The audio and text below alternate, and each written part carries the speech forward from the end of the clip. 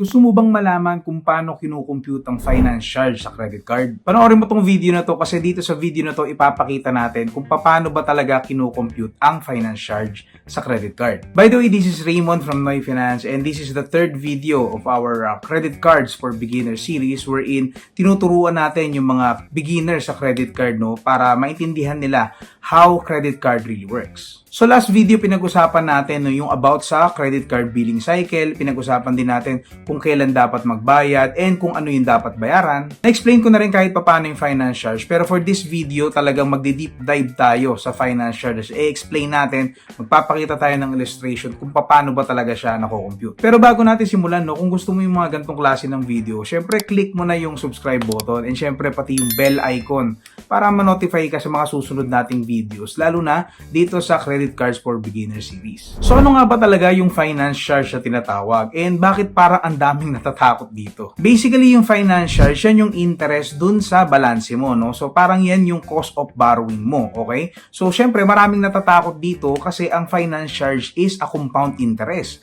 at pwede talaga siyang lumaki ng lumaki kapag hindi natin na-manage ng tama. The usual finance charge dito sa Philippines, actually it is also mandated by the BSP na cap ng finance charge sa mga bangko dito sa Pilipinas is 3%. So kahit 3% lang yan, since it's compound interest, talagang pwedeng lumaki ng lumaki yan at pwede ka talaga mabaon dyan. So marami nagtatanong, 3% ba yan nung hindi ko nabayaran? 3% ba yan nung outstanding balance ko? O 3% ba yan nung nagamit ko? The usual method na ginagamit dito sa Philippines is based sa average daily balance or ADB. Ito yung average ng utang mo o nung balanse mo bawat araw sa isang billing cycle. Take note guys na hindi lang based dun sa hindi mo nabayaran yung finance charge. Instead, based siya sa average daily balance mo. So, tinitingnan ng bangko yung balanse mo everyday sa credit card mo and then i-average nila yun for one billing cycle and yun na yung magiging average daily balance mo and dun magbe-base yung finance charge mo. So, ibig sabihin, bawat gamit mo sa credit card mo, bawat purchase, bawat payment na gagawin mo sa credit card mo, nakaka-affect yan dun sa average daily balance. Pag ginamit mo yung card mo for a purchase, then syempre, lalaki yung average daily balance mo. Pero kapag nag-payment ka naman, liliit naman yung average daily balance mo. And since sabi ko nga ang finance charge is based sa ADB, kung mas mataas yung average daily balance mo, then definitely, mas mataas din yung magiging finance charge mo. Yan din yung dahilan bakit maraming tao na gusto nila binabayaran nila agad yung transaction nila as soon as mag-post yun sa account nila. The only way para matigil lang yung finance charge is kapag nag-zero na yung balance mo. So para mas maintindihan natin, gagawa tayo ng illustration, ipapakita ko sa inyo kung paano ba talaga kinocompute ang finance charge. For this illustration, syempre magbibigay tayo ng mga assumptions. So magbibigay tayo kung magkano yung ating total amount due, yung ating statement cut-off date, yung ating due date, and iba pang mga details na kailangan natin for computing the finance charge. So let's say yung ating statement date is every 5th of the month, yung ating due date is 20 days after the statement, yung ating finance charge rate is 3% as yun naman yung usual na ginagamit ng mga bangko. And since ang cut-off natin is every 5th of the month, magge-generate tayo ng statement of account by January 5th at ang covered nun is from December 6 to January 5th. In that case, ang ating total amount due will be 10,000 pesos and ang ating minimum amount due for this illustration will be 500 pesos. Wala pa tayong finance charge for this transaction kasi nga, under pa tayo ng grace period ng credit card. So sabi ko din kanina, ang ating due date is 20 days after the statement cut-off date. So from January 5, plus tayo ng 20 days, ang ating due date will be January 25. Ngayon, dumating na yung January 25 due date. Ang problema, kulang yung pangbayad natin. At ang kaya lang nating i-cover is the minimum amount due of 500 pesos. So, ibig sabihin, meron tayong may iwang balanse dito sa statement of account na to na 9,500 pesos. And since hindi natin siya nabayaran in full and on time, magkakaroon na ngayon tayo ng finance charge. So, ang tanong ngayon, paano i-compute ang finance charge doon sa balanse natin? Marami sa inyo ang akala, naka-base lang tayo doon sa 9,500 na hindi natin nabayaran. Hindi, magbe-base tayo doon sa average daily balance. So, since January 25 na, ang susunod nating cut-off is February 5. At doon natin malalaman ngayon kung magkano yung finance charge natin. So, para mas malinis lang din yung ating illustration at hindi kayo masyadong muna malito, wala muna tayong ilalagay na new transaction between January 6 until dun sa susunod na statement of account generation natin at February 5. So to compute for the finance charge, kailangan nating malaman yung ating average daily balance. So magkakaroon tayo ng dalawang average daily balance na kailangan computein because of our payment nung January 25. So yung ating first average daily balance will be the outstanding balance natin dun sa ating statement of account, which is 10,000 pesos. So yung balance na yon is nag-run from January 6, the day after the statement of account, until before tayo magbayad, which is January 25. So that is a total of 20 days. So i-multiply natin yung ating balance during that time dun sa number of days. That's the 10,000 pesos times 20 days. Total niya is magiging 200,000 pesos. So for the second ADB naman, kailangan natin computein yung ating naging payment, no? Since nagkaroon tayo ng payment nung January 25, let's assume na magpo-post siya by January 26. So by January 26 until February 5, kung saan mag-generate yung ating second statement of account, ang balance na lang natin is 9,500 kasi nga nagbawas tayo ng 500 pesos. So from January 26 until February 5, that is 11 days. So again, imumultiply natin yung ating balance during that time, which is 9,500 pesos, multiply by 11 days, that is 104,500. Then the next step is we will add the two totals, no? So number 1, yung 200,000 kanina na nagko-cover ng ating January 6 to January 25 ADB. And then yung ating second ADB, which is 104,500. So a total of 304,500. Then we need to divide that total dun sa number of days dito sa billing cycle na to. So in this case, we have a total of 31 days. So that will be 304,500 divided by 31 days. Ang ating average daily balance will be 9,822.58. So ngayon na nakuha na natin yung ating average daily balance, pwede na natin computein ngayon magkano yung finance charge na makukuha natin. So our finance charge rate is 3%. So 9,822.58 na average daily balance. Ang 3% niyan is 294.68. So expect natin na ito yung lalabas na finance charge natin by the time na mag-generate yung February 5 statement of account.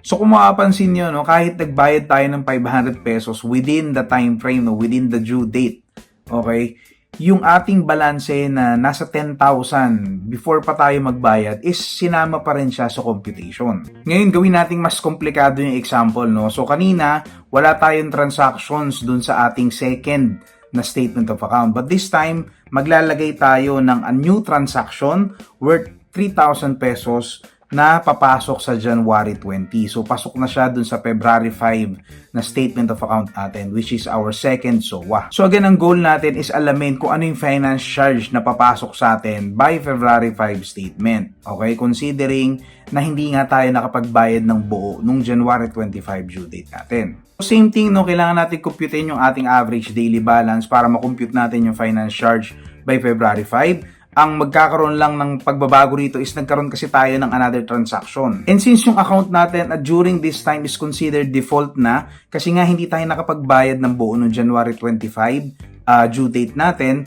yung ating bagong transaction na worth 3,000 pesos, kahit bagong transaction pa lang siya noong January 20, kasama na siya sa computation to compute the finance charge. So ngayon, tatlo na yung kukumputin nating average daily balance, no? Kasi tatlong beses, no, nagpalit yung ating totals ng ating balance, so kukumputin natin yung bawat isa. So unang-una is the 10,000 original balance natin na nag-run from January 6 until January 20.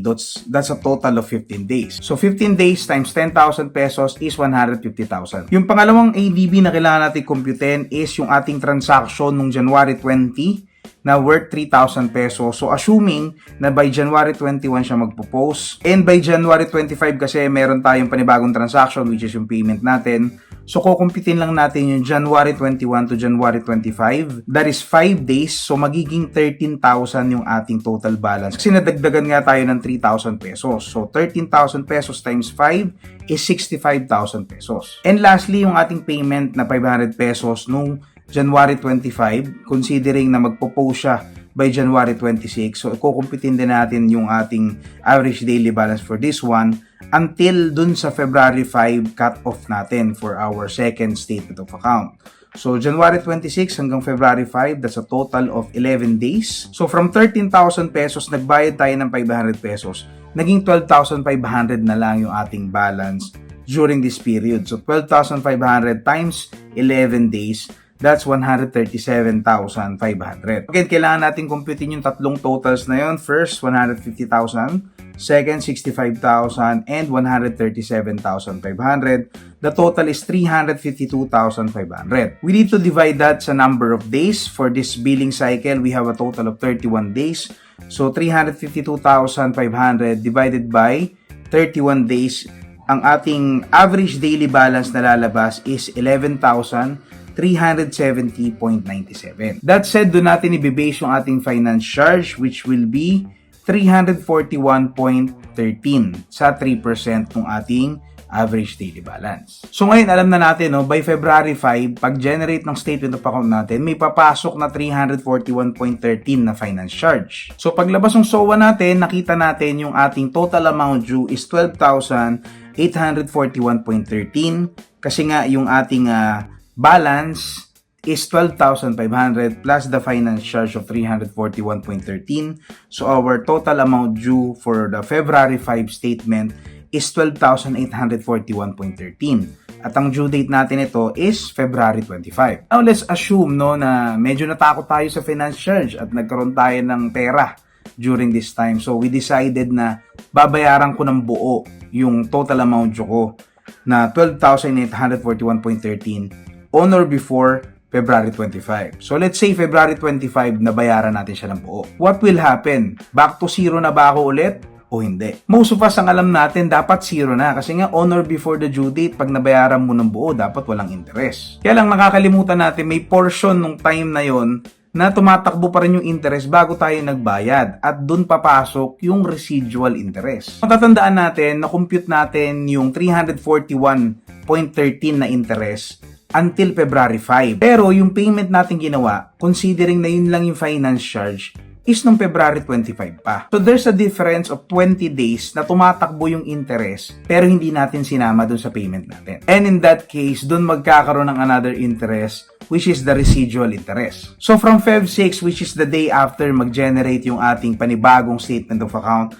until dun sa date na nagbayad tayo ng February 25, lumalabas na yung ating total balance sa bangko is still 12,841.13. So still we need to compute for the average daily balance kasi meron pa rin siyang naiwan. Okay? So in that case, yung ating 12,841.13 times 20 days, which will be 256,822.6. Now, we need to divide that sa number of days dito sa billing cycle na to, which in this case is only 28 days. So, ang ating average daily balance is 9,172.24. Then, get the 3% of that to get the finance charge and we will have 275.17 as our finance charge for this statement. Ito talaga maraming tao, maraming cardholders na nagtatanong, bakit nagbayad na ako ng full amount last statement of account, last billing, pero pagpasok nung bago kong statement of account, pero parang natitirang interest. Ginagawa nung iba dito to avoid this kind of residual interest, no? Alala nyo nung nag-generate yung ating February 5 statement na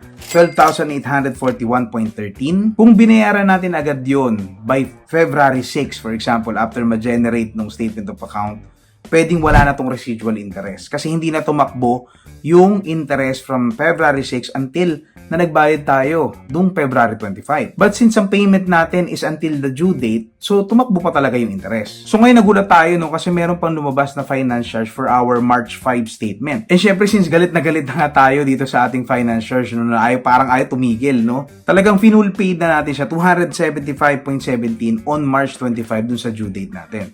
And hindi na tayo gumawa ng iba pang transaction kasi nga nakakainis na tong credit card na to. So ano na ngayon yung kalalabasan ng ating next statement? Magkakaroon pa rin ba ng panibagong interest? So by April 5 statement natin, makikita natin no, na dapat zero na. No? Wala na tayong kailangan bayaran na any finance charge. So siguro yung iba sa inyo magtatanong bakit ganun? Eh meron tayong 275.17 na balanse na tumakbo from March 6 until March 25 kung kailan tayo nagbayad. So hindi na siya nag-incur ng another interest since yung principal balance kung saan kino-compute yung interest natin is already paid na. Binayaran mo siya noong February 25. And yung natitira na 275 pesos na finance charge sa'yo is just a residual interest, no? So it only represents yung hindi nasingil sa'yo ng bangko kasi nga, that's the gap between the statement generation and payment due date. In short, yun yung interest na hindi lang nasingil sa'yo at parang hinahabol lang nilang singilin sa'yo. So I hope malinaw sa inyo yung computation na ginawa natin for the finance charge. So nakita nyo naman, di ba, yung ating transaction is way pa January, no? Pero until March, nagbabayad pa tayo ng finance charge. Imaginein mo na lang kung talagang hindi natin nabayaran ng buo yung February 25 statement of account natin, talagang pwedeng magpatong yung finance charge at talagang lumaki yung balanse natin. Kaya nga sobrang delikado kung every billing cycle, minimum amount due lang yung binabayaran natin. So having said that, paano nga ba natin talaga may iwasan ng finance charge? Well, kagaya nga ng palagi nating sinasabi, no, always pay the full amount, the total amount due. Wag lang yung minimum amount due. Kapag minimum amount due lang yung binayaran mo, meron ka pa ring finance charge na makukuha. Pero ang good thing naman, hindi ka magkakaroon ng late payment fee. Pero ang tanong, paano kung hindi mo talaga kayang bayaran ng buo or ng on time yung iyong total amount due? Well, na-discuss na rin natin, no, when it comes to timing, yung pagbabayad mo sa due date, maraming options yan para maiwasan mo yung ma-miss mo yung due date. So number 1 na dyan, yung auto-debit arrangement, no? So kung meron kang bangko na pwede mong i-enroll yung credit card mo doon, automatic, no, pag lumabas yung statement of account mo, babayaran na yun nung account mo. So wala ka ng hassle, hindi mo na kailangan isipin kailan yung due date mo, hindi ka mag-aalala na ma-miss yung due date mo kasi automatic na yun babayaran. Kaya lang syempre, provided na enough yung nasa account mo to cover yung total amount due mo, no? Kasi kung hindi rin yun mag-work. Isa pang mabisang paraan, no, para hindi mo ma-miss yung payment due date mo is bayaran mo agad, no, yung statement of account. Yung iba, binabayaran nila agad. As soon as lumabas na yung SOA nila, makita na nila, ma-review na nila yung statement of account nila, binabayaran na nila agad yun. Yung iba nga, pagka-transact pa lang, once ma-post na yung transaction sa account nila, binabayaran na nila kasi sabi ko nga kanina, it lowers the average daily balance. When it comes to payment channels, ang best pa rin is syempre dun sa bangko ka magbabayad, no? So either sa mismong branch nila or kung meron ka nung banking app nung bangko nung credit card mo, yun yung best way para magbayad. Kasi pag doon ka nagbayad, usually real time or same day yung posting kapag sa branch ka mismo o kaya meron ka mobile banking app nung bangko nung credit card mo. Sa ibang channels like GCash, payment centers, mga bayad centers, okay pa din naman, no? Kaya lang usually yung payment posting, hindi siya real time o hindi siya same day. Usually it takes around 3 to 5 working days. So kung plano mo doon ka magbayad, it's better na agahan mo, no, as much as possible, no. Huwag ka mismo sa due date magbayad kasi baka mag-post na yan, lagpas na yung due date at pwede ka na ma-charge ng finance charge. When it comes to the amount, no, kapag hindi talaga kayang bayaran yung total amount due, instead of paying just the minimum amount, ang pwede mong gawin is number 1, convert to installment or balance conversion kung tawagin, no. So maraming credit cards ang may ganito. So basically, yung statement of account mo, yung outstanding balance mo, i-convert nila into installment. Ang maganda pa rito, marami silang terms, no? Very flexible yung mga terms from 6 months, I think, up to 60 months pa yung iba.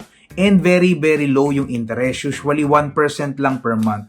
Iko-compare mo yun dun sa finance charge na 3%. Another option, no, na available sa mga tao na may multiple credit cards is balance transfer. So basically, for example, meron kang dalawang credit card, no? So yung credit card A mo, yung outstanding balance niya, pwede mong i-transfer kay credit card B. Provided syempre na sufficient yung available credit card limit mo, no, dun sa credit card B para i-cover yung amount na ililipat mo from credit card A. So same sa convert to installment, very flexible yung terms, usually around 6 to 60 months din. Very low interest rate din, usually 1% lang per month. Ang downside lang is merong mga processing fees itong mga to, no? Pero ang kaganda nito is mame-maintain niya yung pagiging good credit card standing mo doon sa bangko. So hindi ka magde-default kasi. Pero advice ko, kung gagamitin mo to kasi hindi mo mabayaran yung total amount due mo, syempre kapag kinonvert mo yun, mas maganda wag mo munang gamitin yung credit card mo until ma-fully paid mo yung convert to installment or balance transfer na ginawa mo. Kasi kung gagamitin mo lang din ulit yung credit card mo, then definitely mahihirapan ka rin, no? Kasi papatong yung mga kailangan mo bayaran. So kailangan talaga very cautious kayo sa paggamit nito, no? Kasi may interest pa rin to.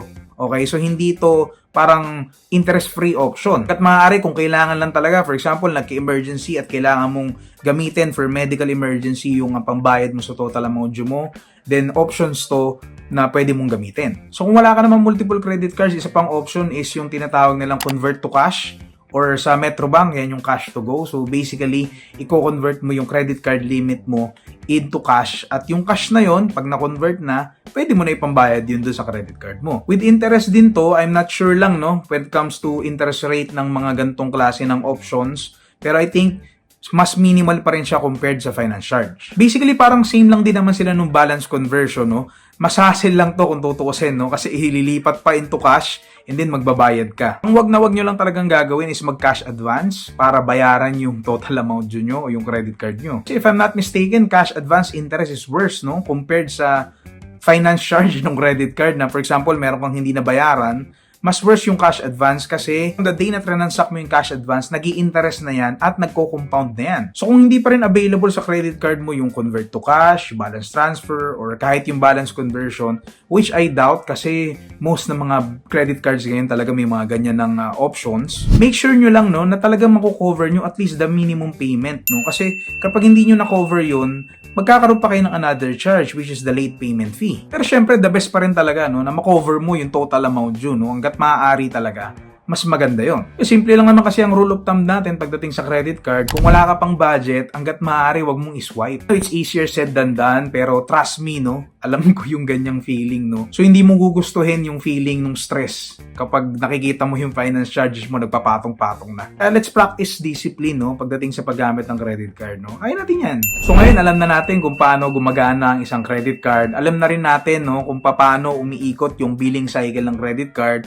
And, ngayon, alam na rin natin kung paano ang mangyayari sa atin kapag hindi tayo nakakapagbayad sa ating mga dues sa credit card. So, basically, ito na yung beginners, no? Ito na yung cover ng beginners ng credit card. So, congratulations, no? Kasi nalampasan mo na. Hindi ka na siguro matatawag na beginner kasi alam mo na yung basics. Mga susunod na videos natin, mas lalalim pa yung ating discussion when it comes to credit cards, mga features, mga klase ng credit cards at iba-iba pa. Kaya kung nagugustuhan nyo tong series na to, tong video na to, please hit the like button, syempre. And syempre, share nyo naman to sa mga friends nyo, no? Lalo na sa mga hindi pa familiar when it comes to credit cards. Guys, again, this is Raymond from Noy Finance and I'll see you in the next video.